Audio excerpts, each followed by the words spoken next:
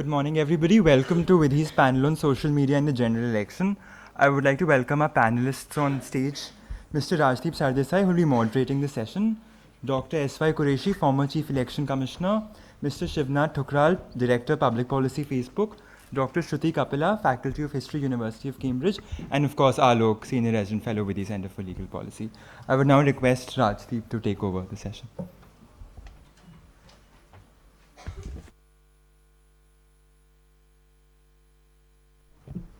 Thank you.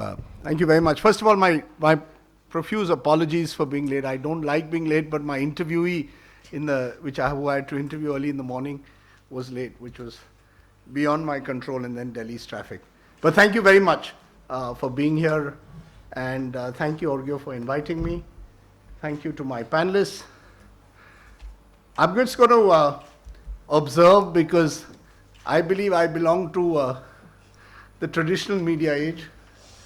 The first election that I covered in 1989, or first general election that I covered in 1989, there was only Doordarshan.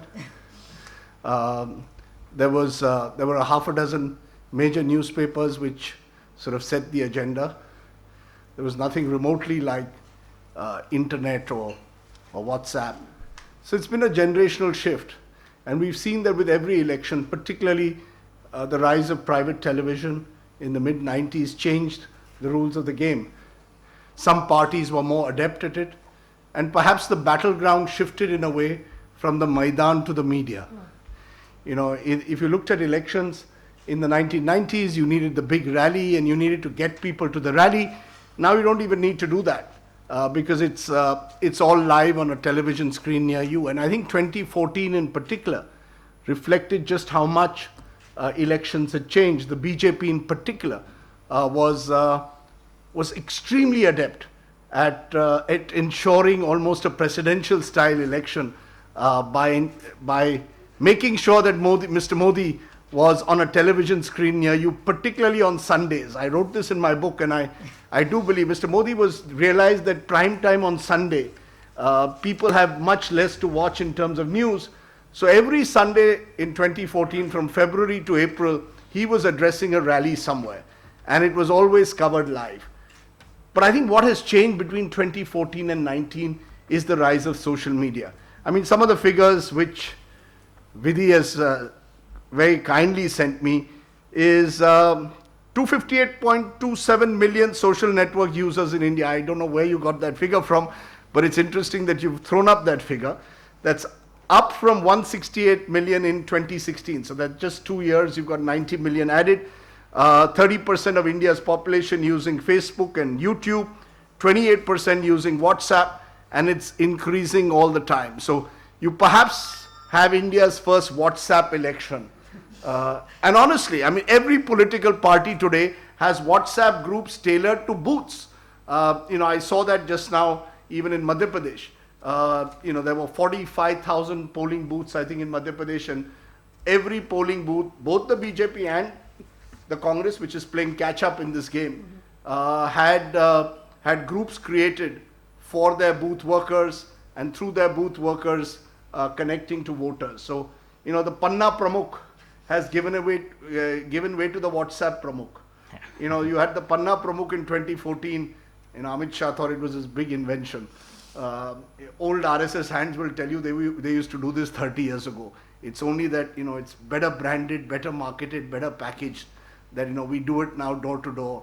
But, it's the name of the game. It is a micro level management of an election. And what can the Election Commission really do? Do you need regulation? Because a lot of falsehoods are being spread through social media possibly, which perhaps if I were to do it on television or someone else was to do it in print, would attract immediate attraction and ire of the Election Commission. The kind of hate speech that is being used on some of these, through some of these videos and platforms, what control does Facebook have? So I think we look at all these issues. I want to know who wants to kick it off first. As the former Chief Election Commissioner, Dr. Qureshi, do you want to kick it off first by telling us the limits of the Election Commission when it comes today to actually regulating what's happening in social media? You know, a few years ago, 4 or 5 years ago, there was this debate when Election Commission talked of regulating social media. For the first time, there was a lot of hue and cry, attacking the Election Commission. How dare they talk of regulation? That is the time when I wrote an article where I explained that for us, social media is also media. And whatever applies to media will apply to social media. Now, what applies to media? Two things, as far as we are concerned. Expenditure. Whatever you spend on your media, you have to report to the Election Commission in your returns. Secondly, the content. It cannot be anybody's case that you can abuse me on his channel or in the newspaper. You cannot, because I'll sue you. But okay, social media is fine. There you can abuse me. I mean, that's stupid. That's ridiculous. So, but to say now, the only problem there is, the only difference is that it is difficult to catch you on the social media because you are hiding behind anonymity. Now, catching a criminal is difficult anyway. It is difficult to catch a murderer and a rapist. That doesn't mean we make it legal. It is still illegal. But someday technology will come and there will be a will and desire on the part of the service providers to catch these people or identify these people, because they have to be brought to book. There cannot be a separate law for them. That is the bottom line for the Election Commission. And we are very concerned about, we were earlier worried about paid news. We are now more worried about fake news. And as you rightly said, WhatsApp groups, hundreds and thousands, and in minutes, they can set the country on fire. That's a national concern, and I think we should all put our heads together to find a solution. No, when you say find a solution, if I may just persist, I mean, it's like money power. What have you been able to do all these years through, to curb money power? You have that crazy expenditure limit which no one adheres to. What is it? 28 lakhs for MLA. For an MLA, 70 for a Lok Sabha. It's unreasonable. Similarly, how are you going to control real-time WhatsApp messages, which are encrypted? What are you going to? I mean, no, this is the Election Commission saying we want to play policeman when you don't even have with your danda in hand, when the danda is of no use. No, just a minute. I mean, if I flag a problem without finding a solution, in fact, I am flagging a problem because that is what I've noticed. Can't find a solution. That's why I'm seeking your help, everybody's help. Unless I come up with a solution, you won't even listen to my problem. But that's not fair. That's not fair. We have a problem. Let us all find a solution together. So there's an admission of the problem, which is a good way to start. Yes, of course. There's an admission of the problem. Yeah. Let me come to you, Shivnath Thukral, because you are the problem. You guys are an over. A lot of people think you are the problem. So, but now, whenever I look at Twitter and Facebook, you say we are open source platforms. It's not our. You're even evading responsibility for something that, and you did it in the United States elections till it came back to bite you. You did it in Brexit till it came back to bite you. We don't even know how to bite you. We have an information technology minister who at best can say that, we're going to summon Mark Zuckerberg to India. I mean, he's, after having done, the Jappies and Puppies in San Francisco, we're suddenly summoning you. But what is your constructive, more seriously, what is your constructive responsibility for what will go on Facebook or what will go on Twitter? Do you have any constructive responsibility? Do you believe you have any social responsibility beyond your bottom lines? oh, absolutely. And in fact, getting to a more serious thing, before I pointing out somebody who talked about no technology has 8.5 million followers on Twitter. So you embrace technology like nobody's business. So, but I think Rajdeep is a good example of how any entity adapts to technology. And I think the right way to frame the debate is not to make it a versus technology debate, but to say how technology can help improve the state of election in India. And I think a lot of the problems Dr. Qureshi says, which could not be solved so far, I think technology does have the fix for it. So number one, are we responsive and responsible? Absolutely. And we have taken several measures post 2016, and those were a big jolt, no denial of that. Post US elections, we have taken a series of measures just to drive the responsibility aspect of it. So what are the 2 or 3 major highlights? You need to know that when you talk about technology, and Election Commission has been extremely responsive. We've been talking to them very regularly now. During Dr. Qureshi's time and even now with Mr. Rawat and Mr. Arora as well. The issue is technology can find solutions through technology. technology cannot solve social problems. So people spreading lies is not a technological problem. Let's remind ourselves of that. As Mr. Rawat said in one of the interviews, fake news started from Mahabharat's time. So we didn't invent it.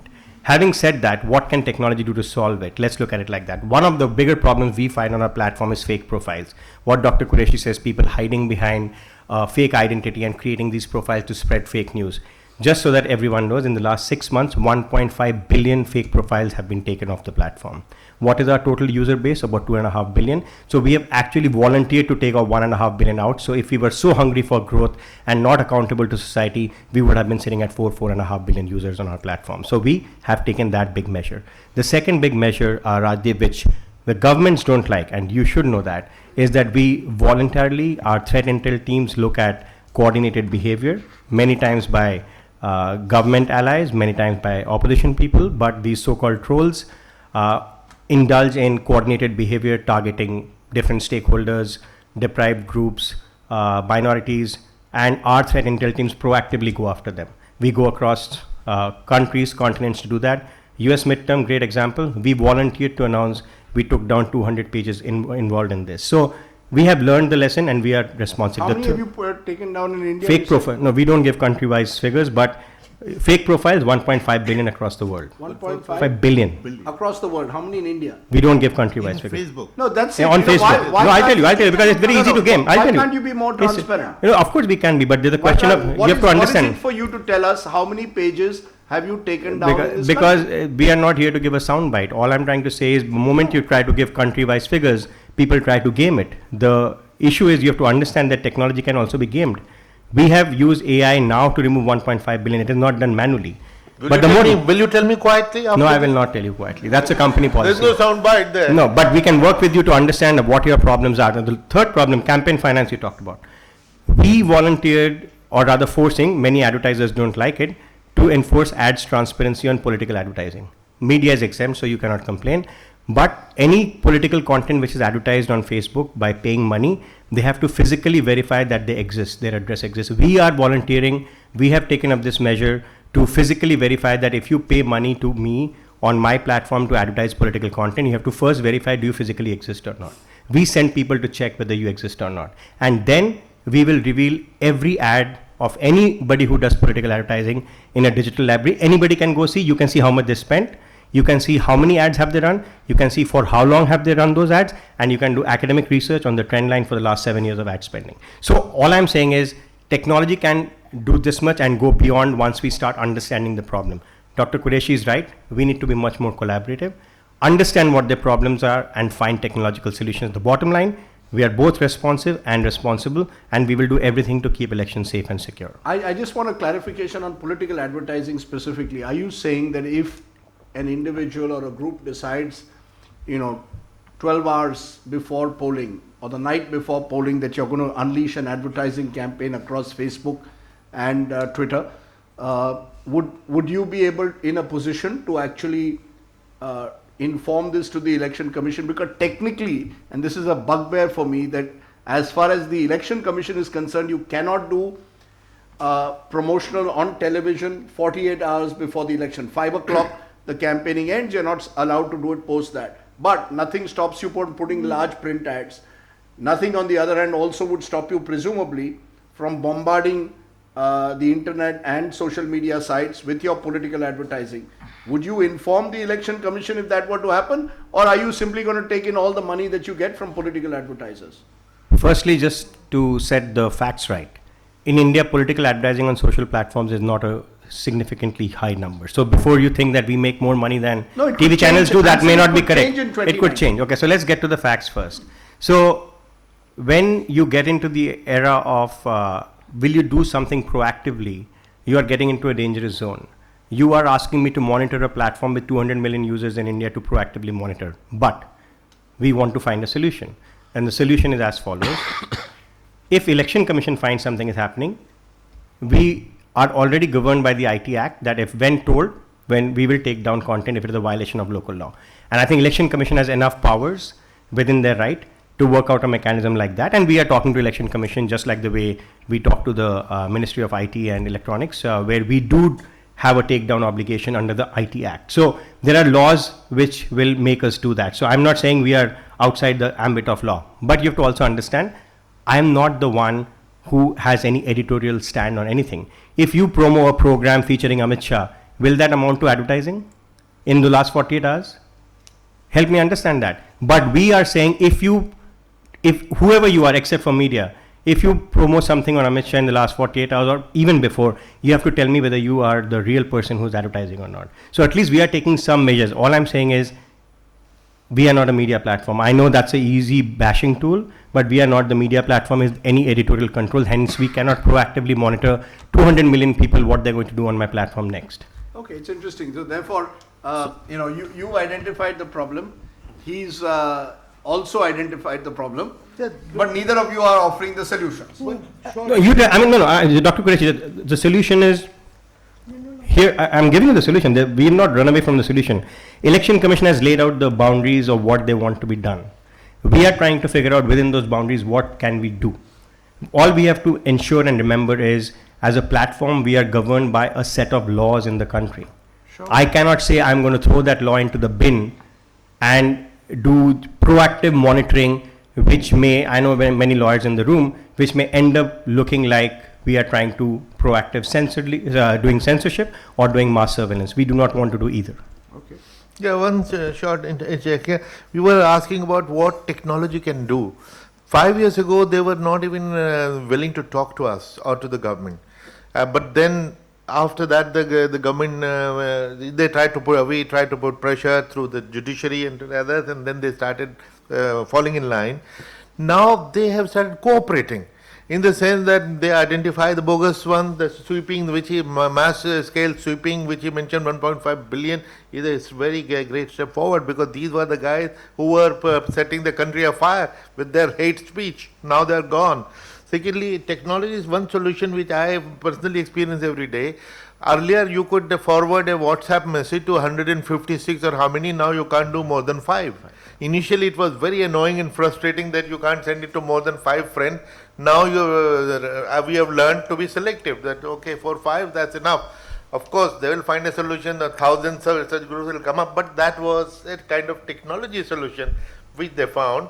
And I think, thirdly, if you report a hate speech on Twitter, which I started doing, blocking, of course, you could always do. They instantly respond, and they take off they even suspend the account of many people when they find that this guy is a habitual offender. So I think that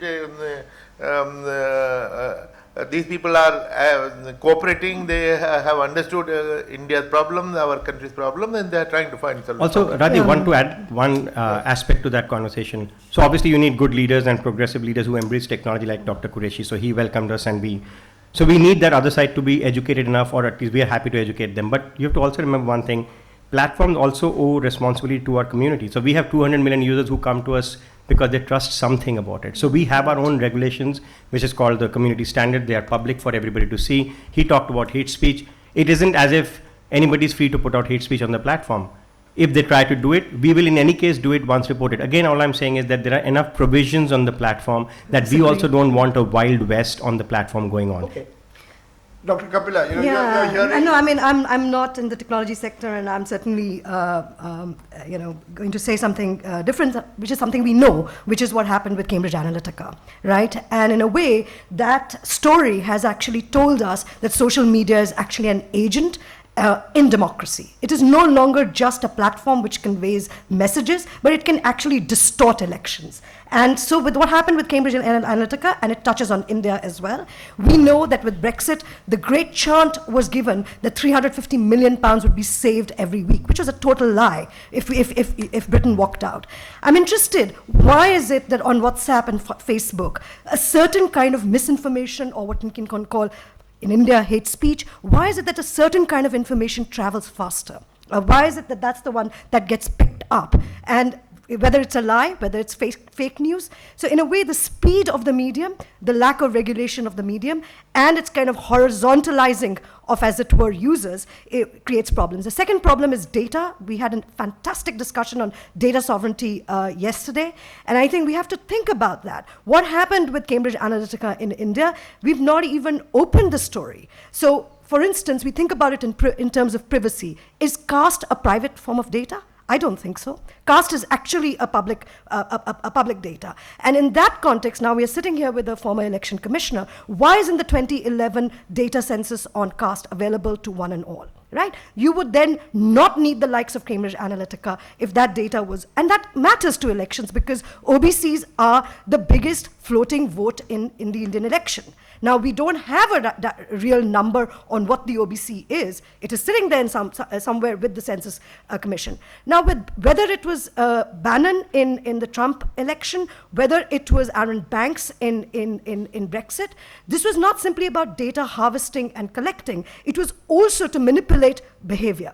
Right? It was about psychologically manipulating behavior, which is what Facebook is about. We love it. We click, we like. We are addicted to that form of behavior, and that is going on with democracy. So it's all very well to speak in terms of freedom of technology, but what we are experiencing is actually a loss of our personal sovereignty on a daily basis. And I think questions of data centralization, I'm not surprised, but I think people have to ask for more. Why isn't country-wide data available? We should be pushing back on Facebook to get that information. They have it. What are the top 5 political searches in this country? Is it the cow? Is it Shah? Is it Modi? You cannot access such basic information which is sitting in these organizations. So I feel that we cannot ignore the technology thing simply as a medium.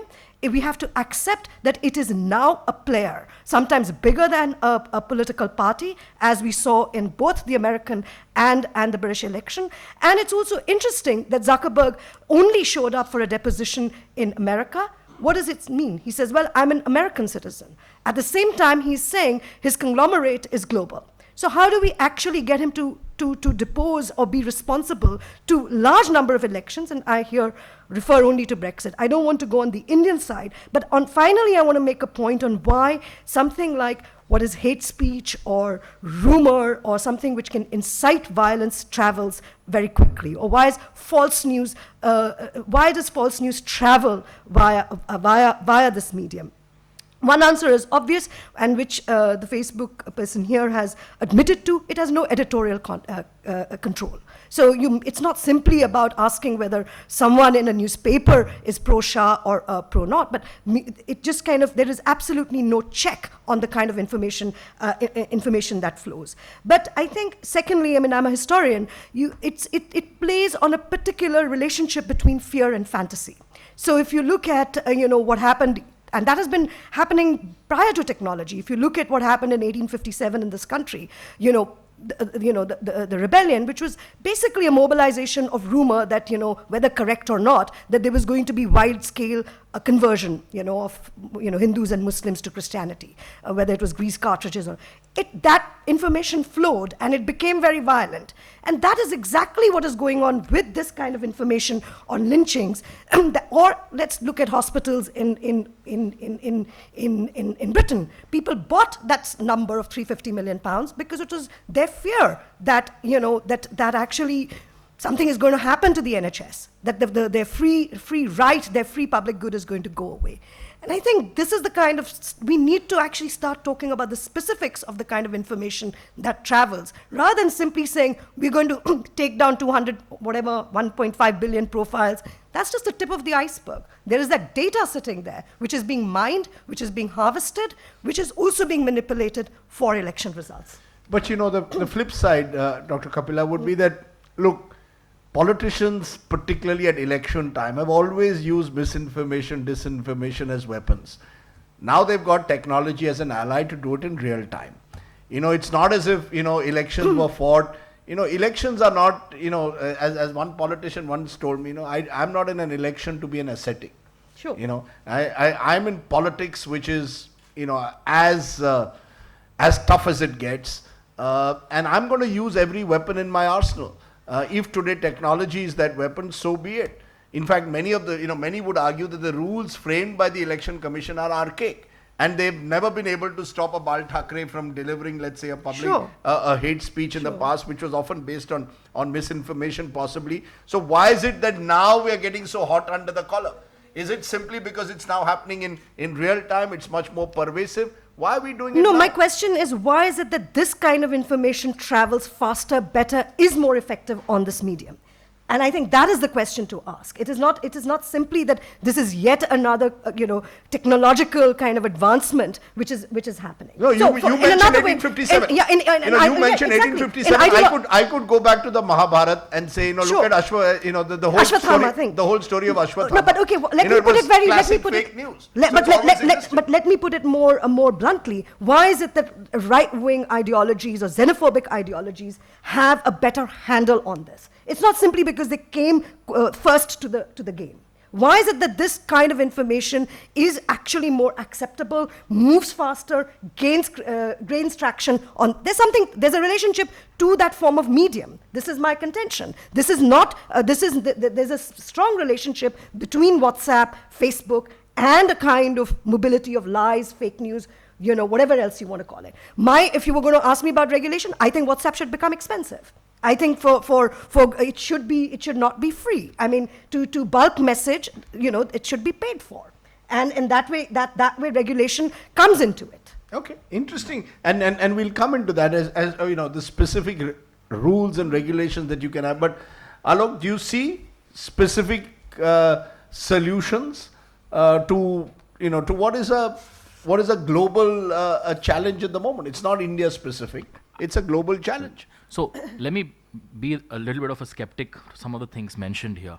And I want to start with the word medium. I think there are two senses in which we use that word, which we shouldn't conflate. One is a kind of medium, which is like, say, your optic fiber cables. They're also medium. Information travels through them, gets from point A to point B. I don't think we're really talking about regulating that. Postal department is also medium, right? You send things through the postal department. Nobody is saying the postal department should be allowed to open your mail, see who's sending anything to you, and stop them in the way. We don't want that. As a matter of principle, we don't want that. They are also medium. I think social media also falls into these two categories, and this is where I sort of will have to disagree a little bit with what Shruti said. I think something like WhatsApp is closer to the postal department, whereas something like Facebook and Twitter and Instagram, I'm not going to pick on because he's here, they are more closer to the traditional kind of what we understand as media. In the media, there is an editor. There is somebody who is saying, I think this should be on our newspaper, this should be the layout, this should be what is here. And the law recognizes that. The law says that when someone's picking and choosing what you see, that person is going to be responsible. I mean, I'm reading this, one of the most fascinating books in the last year I read, which is James Hickey, The Bengal Gazette. This was exactly the defense that he took when he was sued for libel by Warren Hastings and others. He said, I'm just printing what people send me the letters. That these were like stuff basically calling for sedition in the 18th century against the East India Company. He took the defense, but I'm just, printing what people say. I'm not this thing. And he was a very courageous man in that time. But that is one of the defenses he took. But he was convicted for it, and not necessarily fairly. But the point that we have to be very clear is that there are certain kinds of, when we say media, there are certain kinds of entities, I would like to call them, which are engaged in the process of determining what you see. And I would say, yes, you're right to the extent that social media is becoming more like media.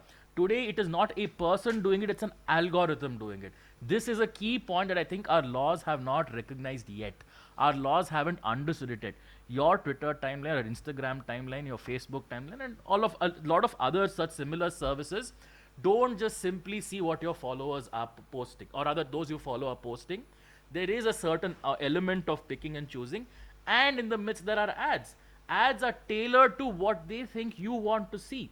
This is not a simple process of you receiving some information. There is a mechanism in the middle. There may not be a person in the middle, there's a mechanism in the middle.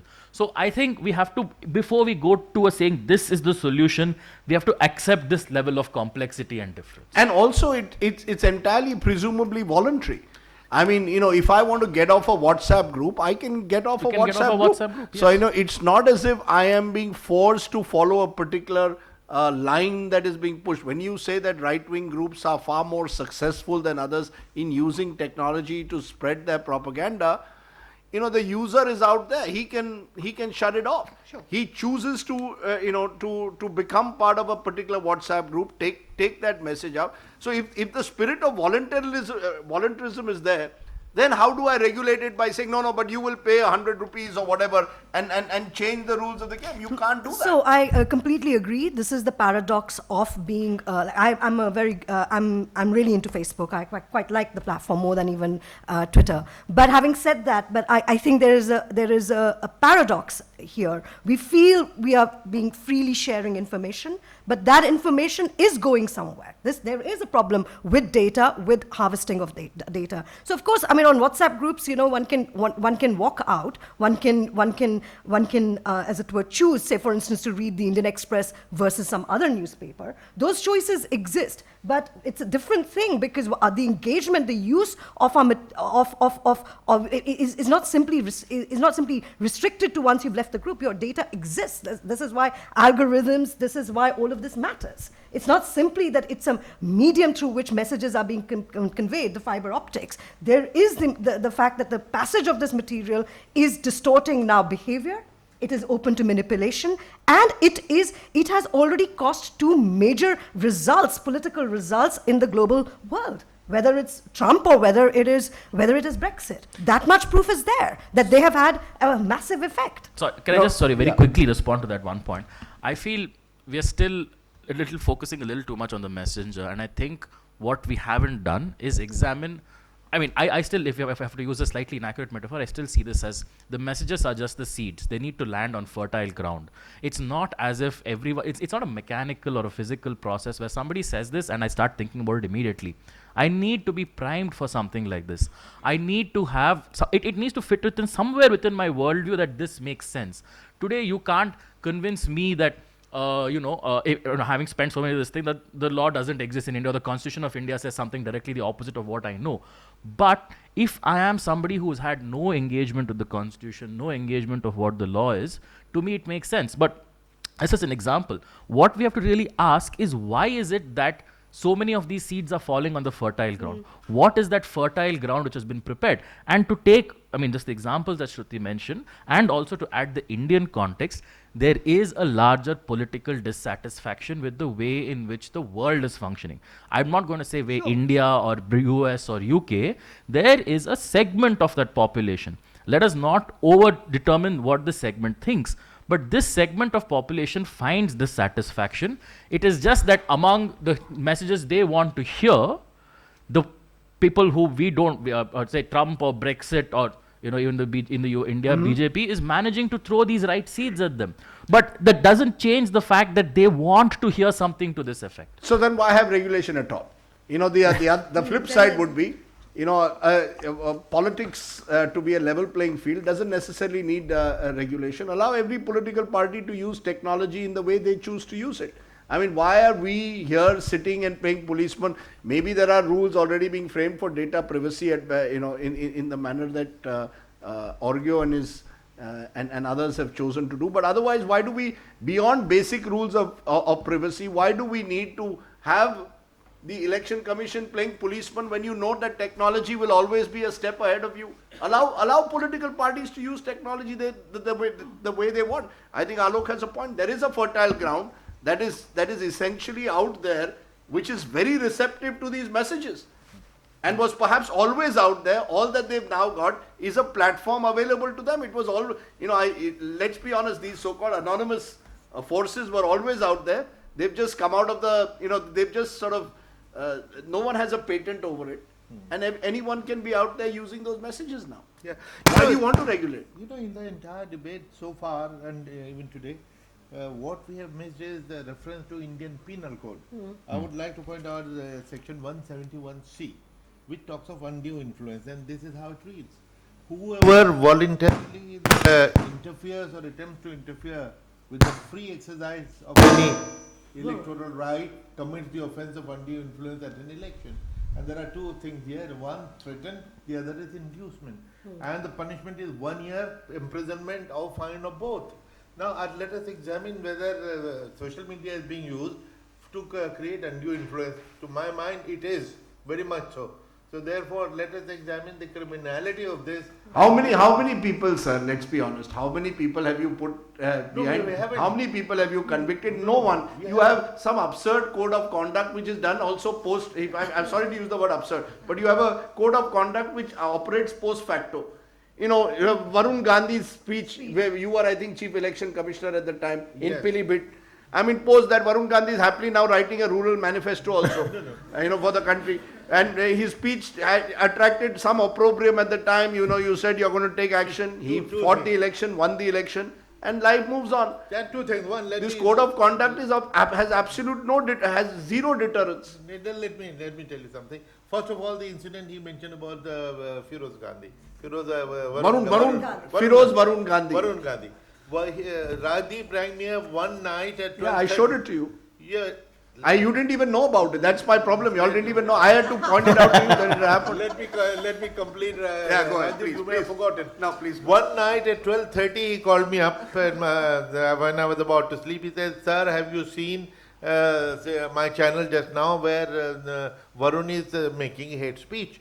I said, "No, I'm sorry, I was on something else." So he said, "Just hold on, stay on my channel. I'm going to show it again to you." So he played it back when I saw, and it was really shocking. My tongue tod dunga, haath tod dunga, ye kar dunga, all kind of rubbish. So I said, "Rajdeep, can you send me the CD?" First thing in the morning, 8 o'clock, the CD was in our table. The entire commission, we viewed it and we found it as offensive as it could get, and we filed an FIR, and he was in jail for 10, 11 days under NSA. And you will notice after that he has not uttered a objectionable word after he's a changed man. So the poor hapless readers have had to deal with a rural manifesto thanks to that one day when you suddenly decided he needed to change tack in life. And let me tell you, using this example, Rajdeep is a part of our history. In fact, we issued instruction to the entire staff of the Election Commission that whenever you see anything in the media, do not wait for an order from the Election Commission or as a formal complaint.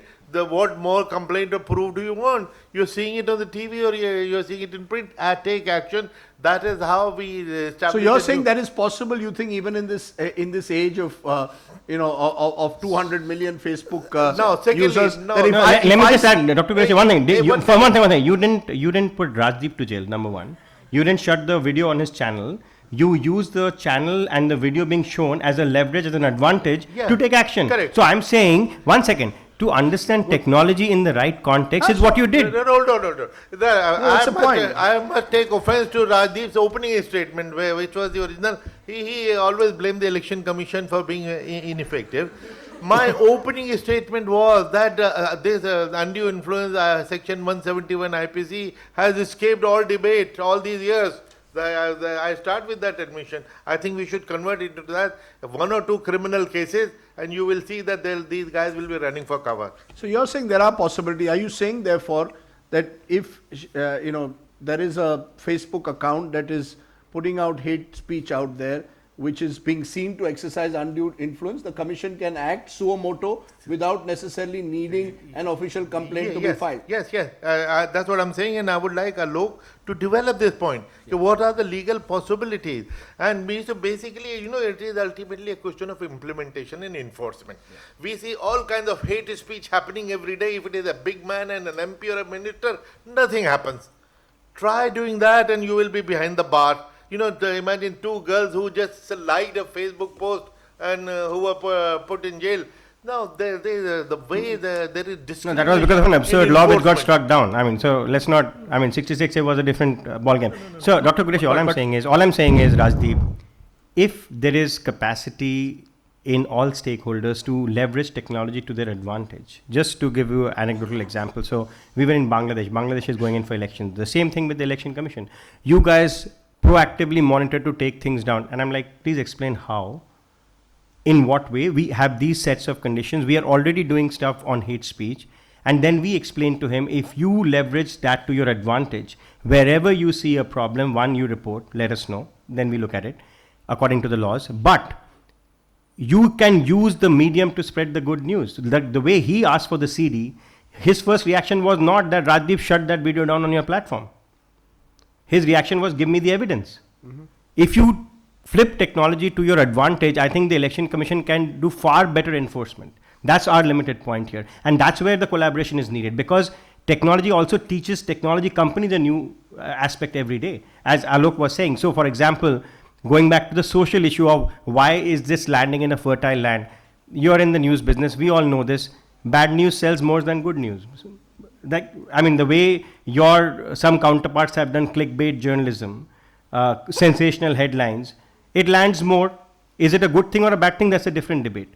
People are waiting to get entertained. People get some vicarious pleasure by sharing random things. Now, are we going to solve for that fundamental core issue, or are we first solving the immediate problem that should not affect elections? Okay. That's our immediate priority. Let me just for a moment, Alok, you want to make a point, and then I'll get the audience to respond. Very quickly, just to what Dr. Qureshi said, is absolutely right. It is this thing, but to link to a one point about 66A, I think the greater realization is happening is that we focused on the wrong thing in that particular debate. The problem was not the section in the law. It was a problem, but not the sole source of the problem. Larger problem was the police. And it also links back to what Dr. Qureshi says. Yes, you will file the complaint. Yes, then FIR will be filed. Once the election is over, the new government comes in, no investigation takes place, all these cases are quietly closed, and then you have another fight about reopen them and so on and so forth.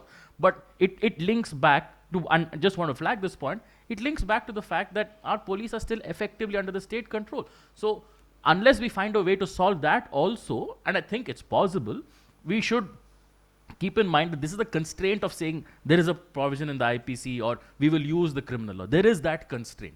So, and I say this in a lighter vein, but India is ruled every 5 years by a dictator, which is the Election Commission. But it's not a dictator in the bad sense. A dictator was a very revered position in Roman times, because this was the person who was responsible for saving the republic.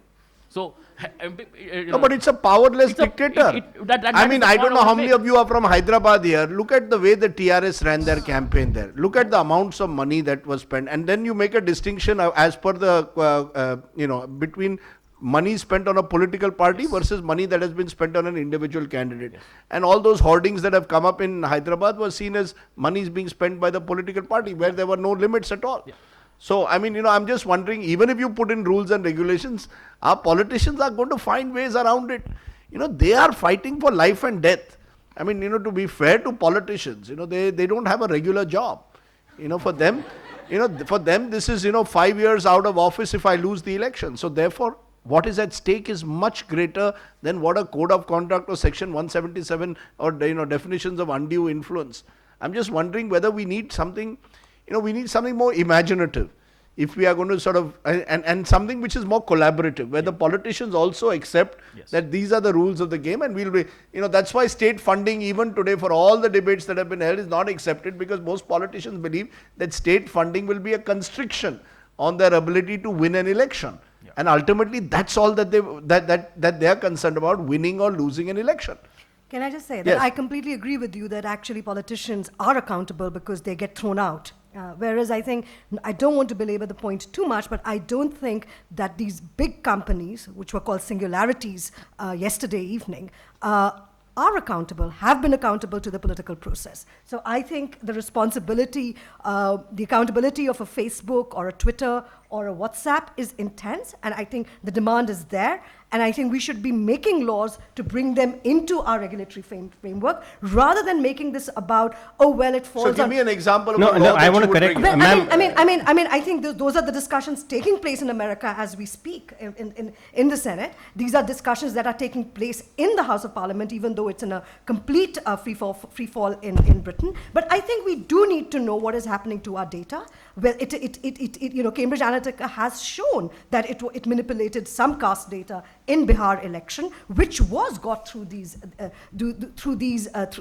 bodies. So I'm not simply trying to shoot the messenger, but my point is the messenger is no longer a messenger. That messenger is an agent in democracies, in mass democracies, and we need to do something about it. Okay. So Rajdeep, I want to clarify one basic fact. This whole thing that we are not regulated is not true. We are regulated. Now, you can debate the extent of it. We are governed by the IT Act. I am answerable under Section 69A to adhere to certain requests under government notice. So it's a misnomer to say social media is having a freedom. Now, you can say, oh, we need to regulate you more. That's a different debate. So the first fact I want to clarify, or fake news, is that We are not regulated. We are regulated, number one. Number two, the fact that you don't know what's happening to your data. I'm glad you feel that first that you like Facebook, which is good news. But more important is that when you see an ad, actually Facebook is trying to do two things. One, give you transparency. It tells you why you see an ad. Sure. No, I don't see anyone else telling you when you see an ad on a platform. So that's one. So how we address the problem. It's not about the ad. No, I'm just telling. It's not about the ad. I'm just trying It's to. about whether you're male, female, I- your demographic number. I'm just coming to the that. kind of information which is key to I big know. parties. I'm just coming to that. Secondly, Orgo is sitting here. Under the data protection law, data minimization will be the norm. It already is. We collect as little data as possible. So let's not conflate two different things as to basis what we collect and what algorithms or what Alok just rightly pointed out. Second, you talked about what travels fast, how it travels fast. What is the technological solve you can ask us? So what do? We create friction. I mean, that's the way to solve it technologically, Rajdeep. Again, because a social problem manifesting on a technological platform can only be solved through technology. I cannot solve a social problem on a tech platform. I can only solve it through tech. And the tech solution to that is cause friction. Create more transparency, ask more questions if you're advertising politically. Those are the kind of solve that we can bring to the table. We have 15 minutes. Well, let's get in questions. And make them questions. If it's a comment, keep it brief. This side, we'll do one left, one right. So why don't we start here? Yeah. Do you have a mic or? Go ahead. Okay, at the back then. We'll come from back to front. Go ahead. So I'm Burgess. I head public policy at ShareChat. Just one question, Rajdeep. You had a clip of Varun Gandhi on your channel, right? You played it back for Mr. Qureshi, number one. Number two, you reported it. Now, if a platform had to do that, if a platform had to play with its algorithms so that the election commissioner sees it again on his news feed, liberals like you would go crazy and say you're playing with the platform, number one. Liberals, first of all. 1 minute, number two. Number two, or free speech activist or whatever you want to call it. Number two, that you are reporting content. If a platform does that, you will say that this platform is, seeing what I'm doing on the platform. It's infringing my privacy. It's not allowing me to do what I want to do on the platform. You'll start raising those questions. So is the platform supposed to be doing those things? Or is the platform supposed to let users do what they want on the platform? And if there's a crime and the government comes to us under the IT Act, under which we are governed, as he said, and regulated, then take action.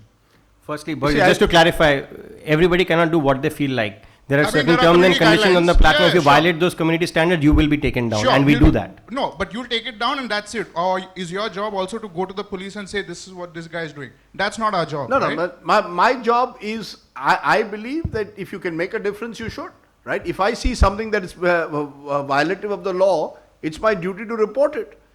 I mean, that's my problem perhaps between traditional media and new media. But it's happening, New Rajdeep. media increasingly, Shivnath Thukral can make lives in a more normalist world. I'm not saying that ours was exactly a very, ethically sort of sound world that we lived in, but there was, I think, a greater sense of public responsibility. And therefore, even if I played it back to the Chief Election Commissioner, it was out of my belief that, it should be brought to the notice of those who have to take action.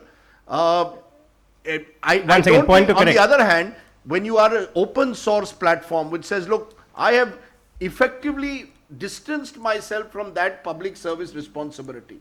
Let's be honest. No, Rajdeep, that's your worldview. I'm Again, okay with it. no, it's not a question of a worldview. I mean, you're comparing apple and oranges. I'm not at 9 o'clock every night on TV. I don't want You to. are. No, one second. You are. So you play a different role. I play a different role. Sure. I'm agnostic to the face.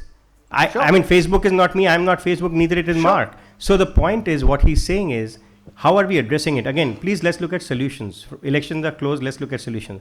We are building enough capacity in civil society where we create a trusted network of partners who work with us, who tell us. Mark recently went on record to say we are actually opening ourselves up to external review board.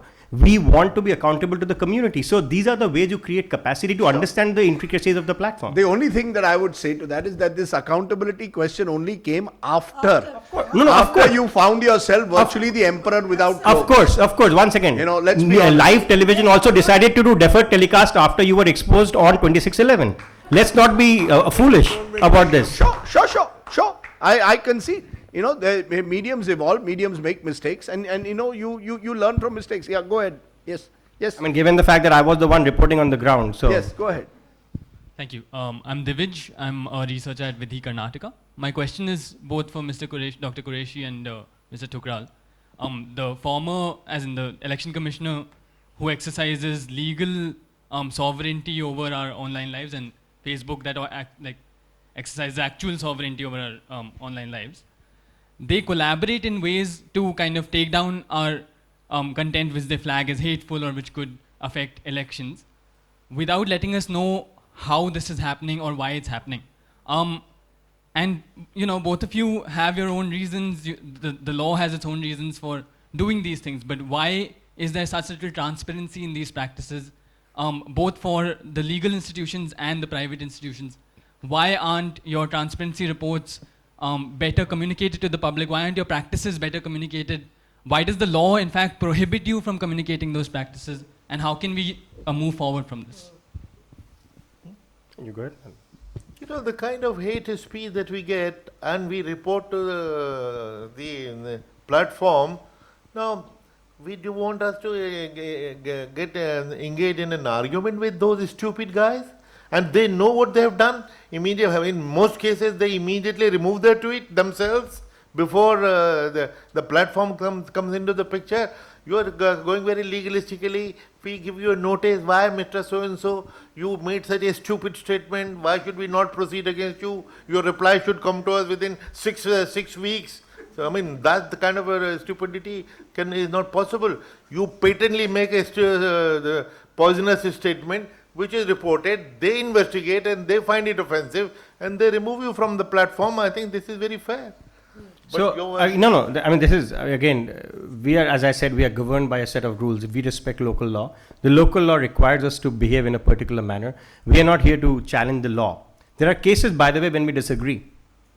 But those are a different bucket of arguments altogether. What you're trying to say is that why should we not tell Election Commission, oh, by the way, you've told us, we will comply, but let me tell the person who's the guilty party. That's not what the law demands us to do. Okay, let's get in on this side. Yes, ma'am.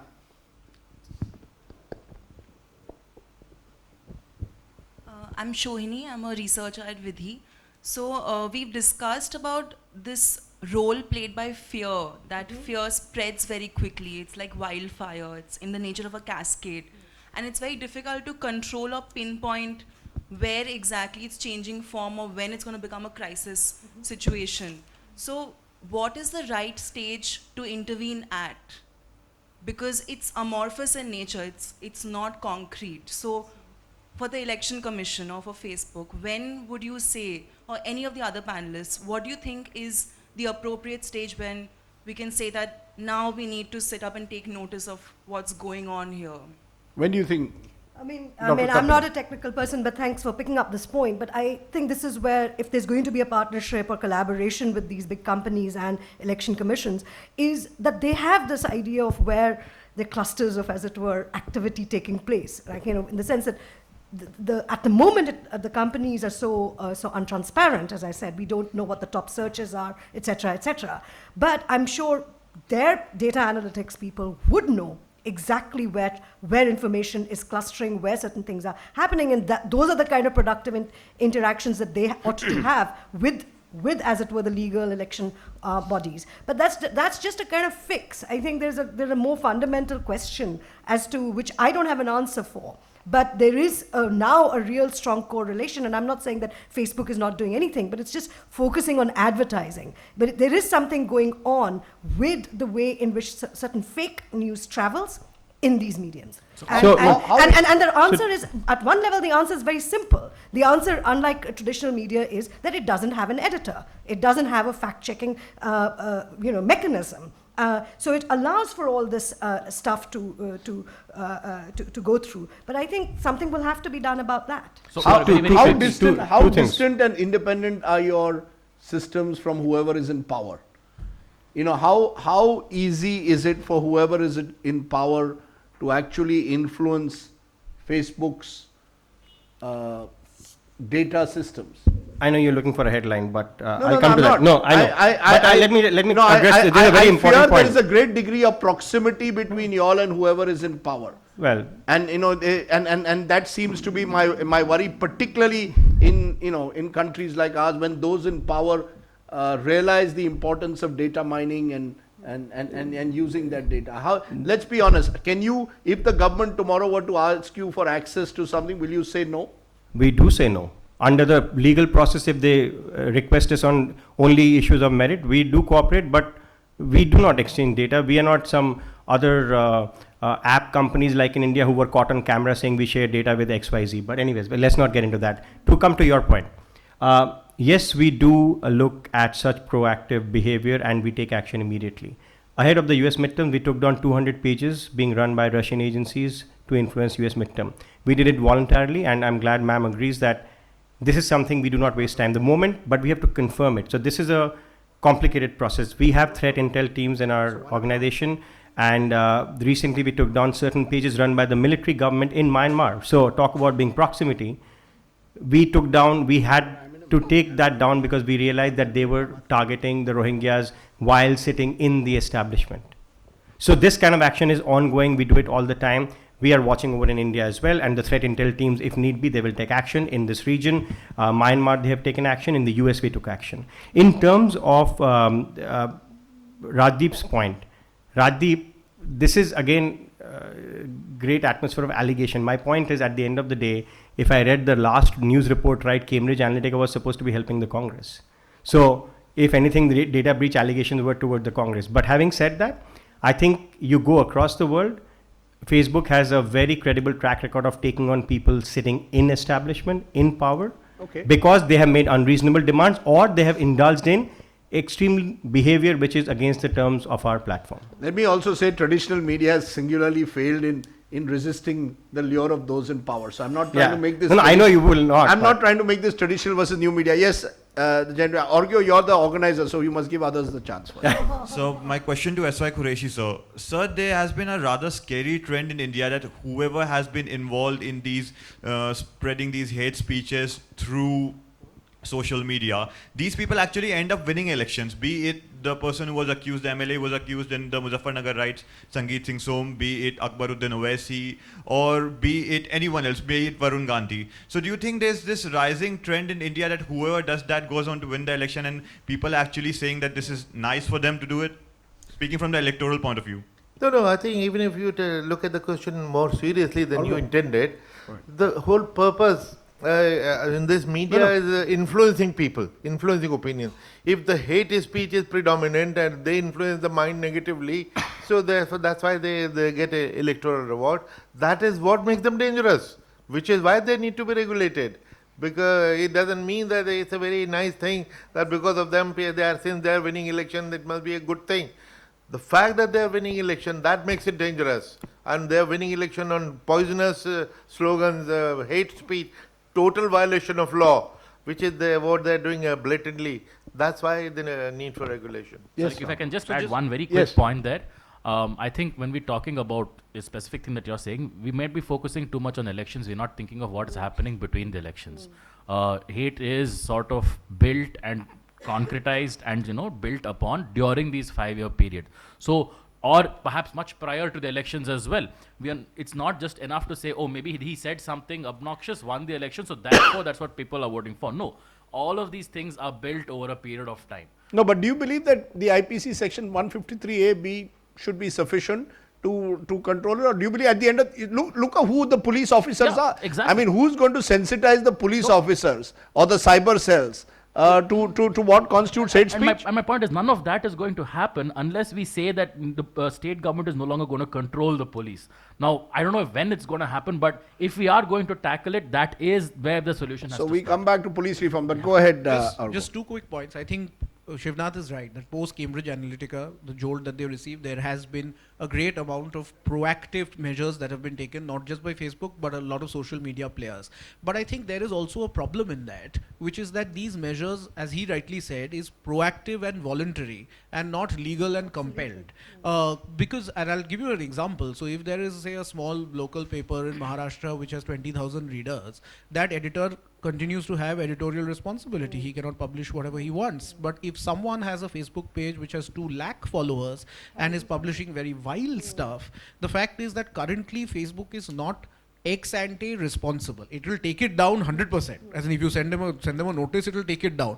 But it doesn't have editorial responsibility. So maybe can we think about looking at intermediary liability norms that we have at this point of time and looking at how we can rethink this so that they have some ex ante control. Second point, and this is my worry, is the fact that if you go back to Alok's metaphor of seeds and fertile ground, the difficulty with social media is that the algorithms are becoming so good that as it becomes better and better, the ground is becoming more and more fertile in terms of giving a user whatever he or she wants to hear.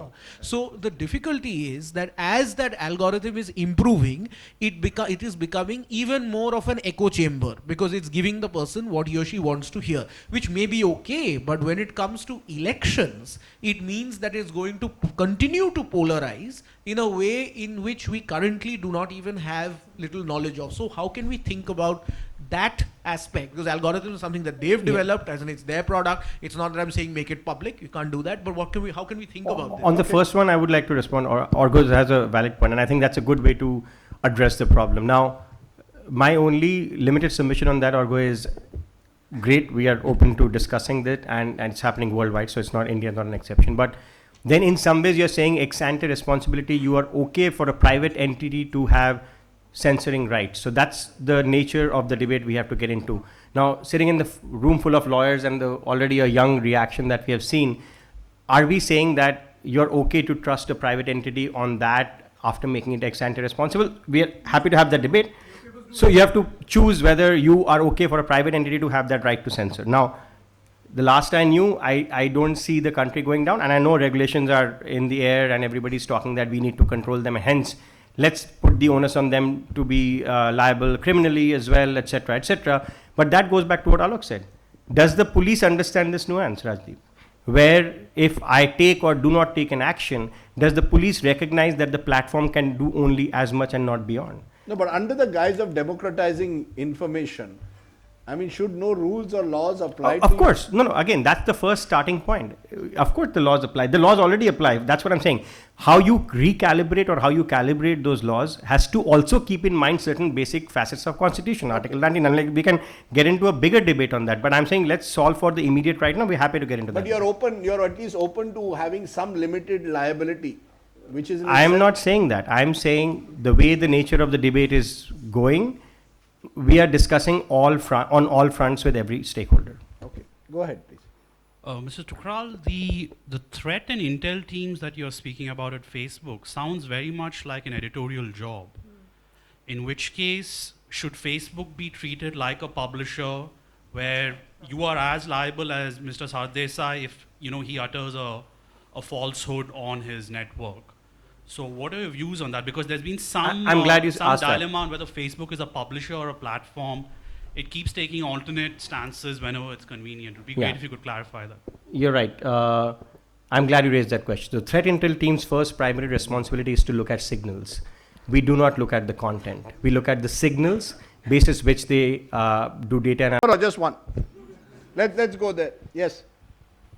Go ahead, yeah.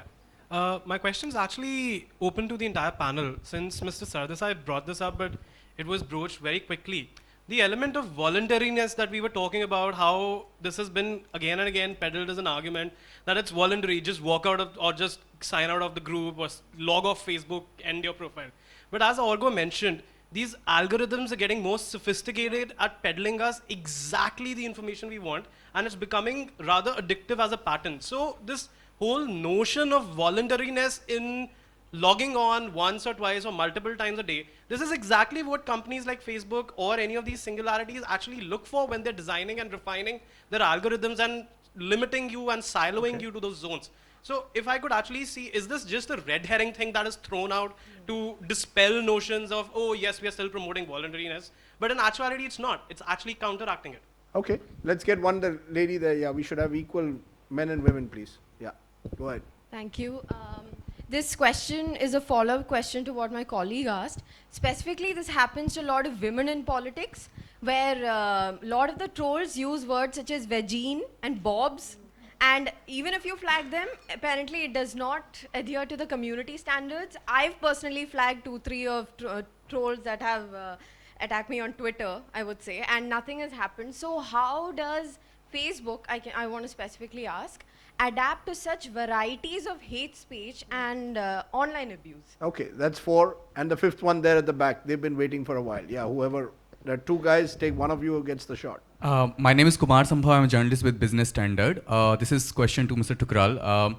While there is a controversy around sharing of data by Facebook, there have been questions and you rightly defended, but there is another aspect of aggregating what is publicly available data on Facebook, and I understand that a lot of business for private companies does depend on that, and also for Facebook.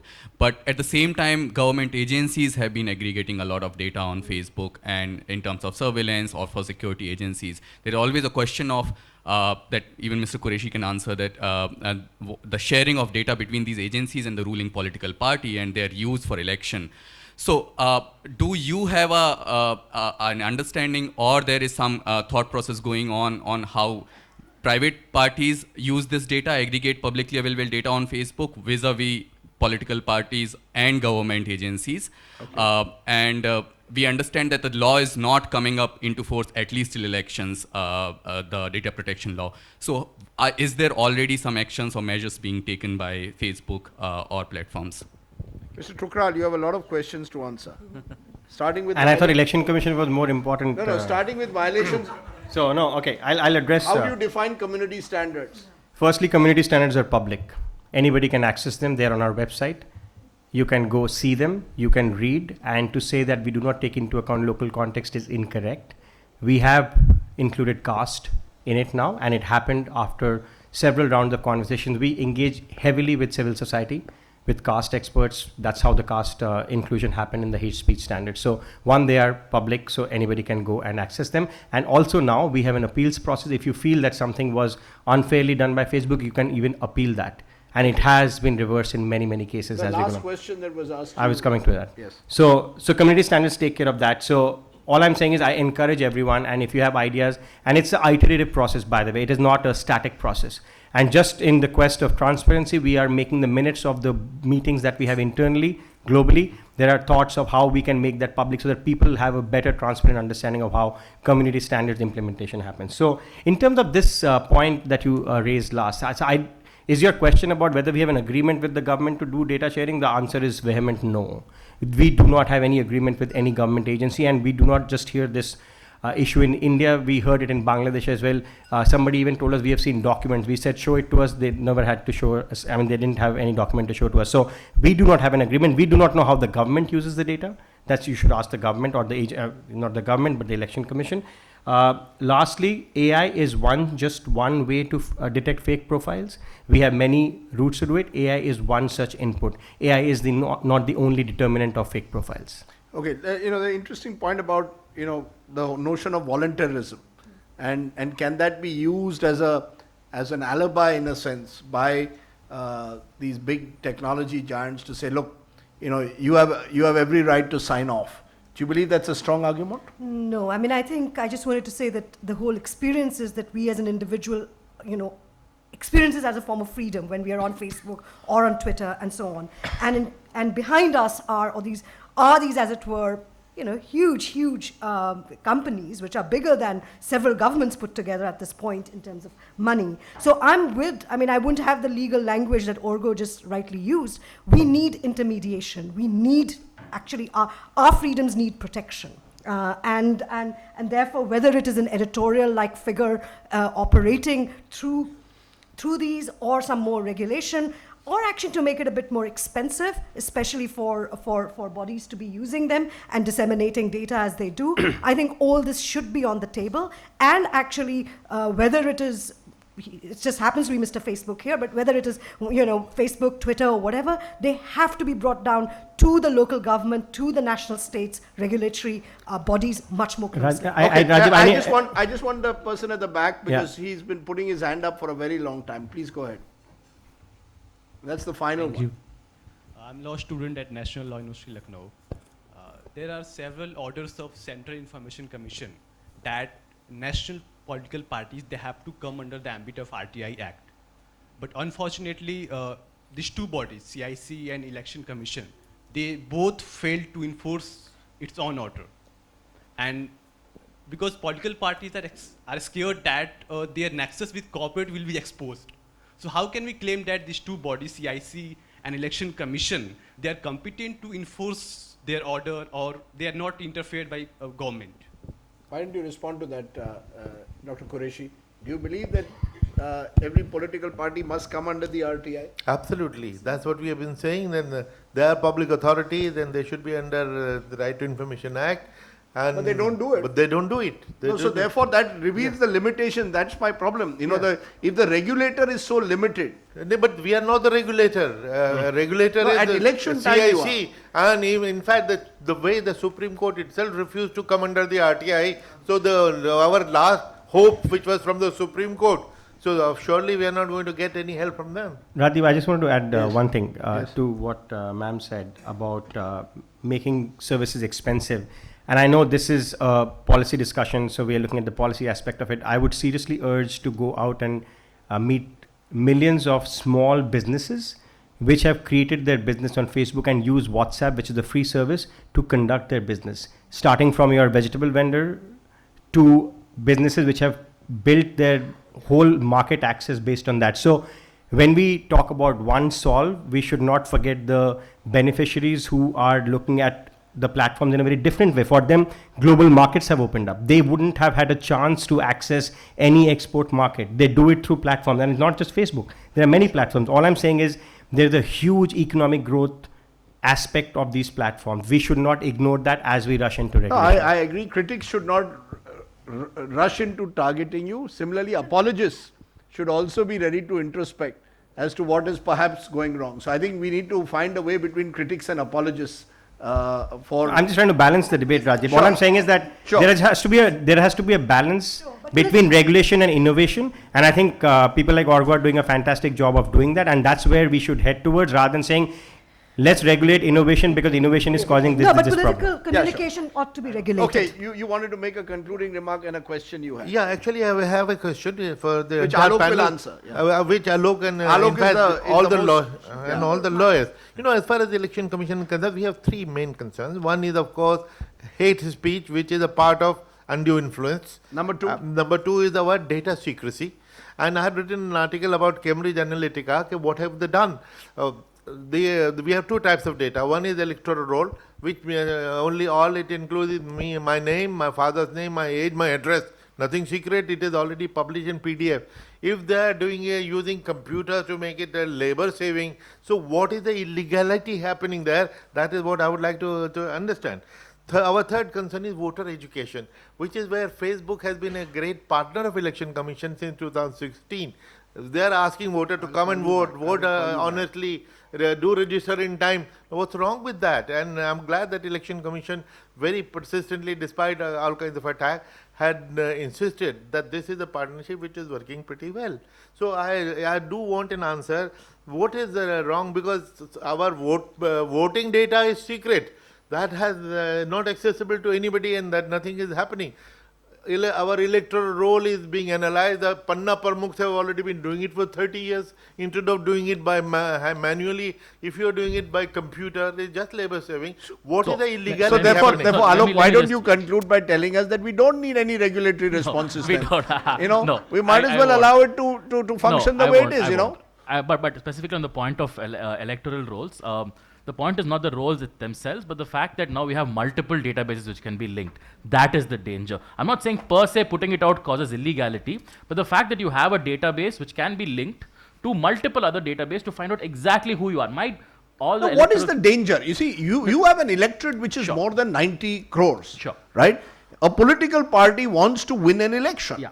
Right? No. They want to reach the maximum number of people. Absolutely. They want to micromanage an election. They're getting Yeah. an opportunity through technology. Yeah. Why are we making such, this Cambridge Analytica bogey also? Are you telling me, are you telling me our politicians in their own way all these years did not know how to micromanage that we need, and that our Jugaad technique is much better than the No, Cambridge so- Analytica technique. so let me you bring clarify. Cambridge Analytica, they will lose an election. I will Yeah. introduce you to people who will win you an election. Yeah. At the end of the day, in India, elections are fought through sarpanches who may, promise a politician 1,000 votes in return for a certain number of money. No Cambridge Analytica can do that. He can't defeat he has to contact the sarpanch first.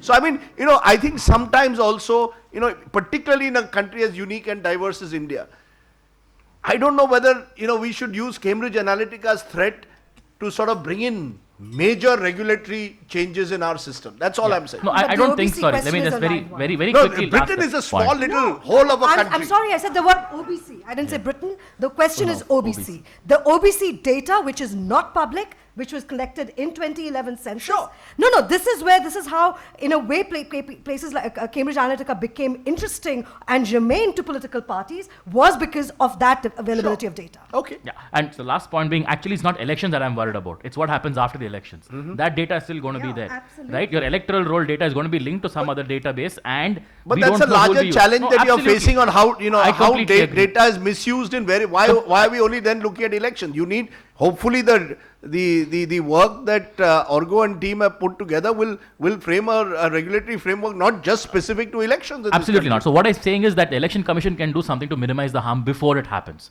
And that is to be careful. I'm not saying don't put out in public. Be careful what you're putting out. That's it. And whom you give access to. And not about Britain, but the Trump thing with Bannon, they showed that actually psychological behavior was, they used actually high-end psychological theories to manipulate behavior. Yeah, but our politicians sort of know their own. I know, I like my I mean, I just keep making the point that they will always be a step ahead of any regulatory response. And I think at the end of the day, given the sheer diversity and complexity of social media platforms, Facebook, WhatsApp, Twitter, each of them pose very, very different challenges. And also to have one uniform regulatory response may not be possible in the age in which we live. We're going to leave it there. As I said, we'll face a WhatsApp election in 2019.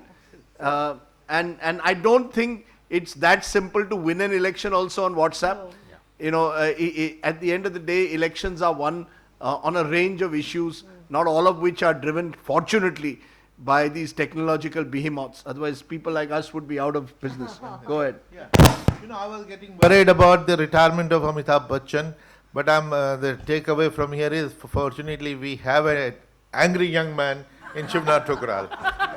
And I just want to say, I'm not angry at all. I just like, I see Rajdeep and I get inspired to be animated, but he was my guru for the longest time. But just one parting thing. Anger sells. Well, your friend would know that better. But but that's manufactured anger. Yeah, like fake news. But just one parting shot, and this is like as an Indian who's been a journalist, and now I work with a huge team of lawyers. I think we sometimes underestimate the smartness of the Indian voter. And I think at the end of the day, we should trust him and her a little bit more than what we feel that technology can do to them. Trust me. You know it better than I do. So. I wish, we also exaggerate these so-called rational responses of the Indian voter. Look at the kind of people. You say rational and you say exaggerate. I don't understand Look at this. the kind of people we end up electing. So I think there are serious problems, but those are to do with, I think, our electoral process, which we need to separate from how technology can be misused. And I think because it can be misused, I think we need to put some checks and balances in place. What those checks and balances, I don't think there is a easy answer to, given the nature of technology. But thank you all very much. And sorry once again for the delay, but it's been great fun.